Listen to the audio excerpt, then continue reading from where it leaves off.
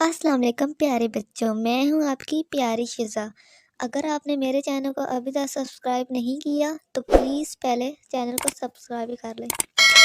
تو آج کی ہماری سٹوری ہے انگور کھٹے ہیں۔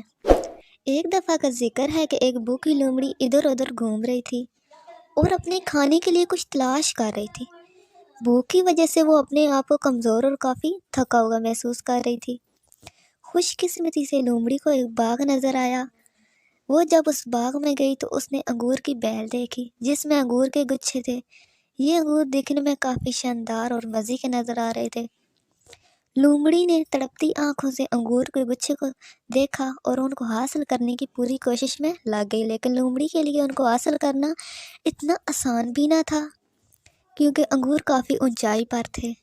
تھوڑی کوشش کرنے کے بعد لومڑی تھک گئی، چنانچہ اس نے کچھ دیر آرام کرنے کا فیصلہ کیا۔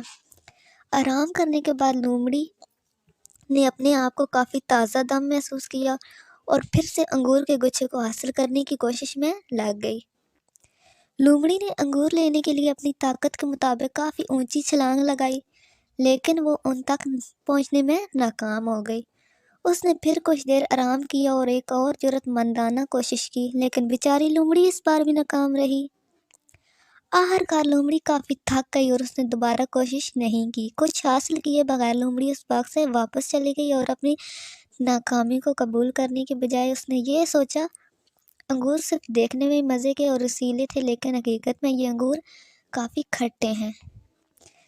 اس طرح یہ کہانی ثابت کرتی ہے کہ لوگ عام طور پر اس چیز سے نفرت کرتے ہیں جو وہ حاصل نہیں کر سکتے۔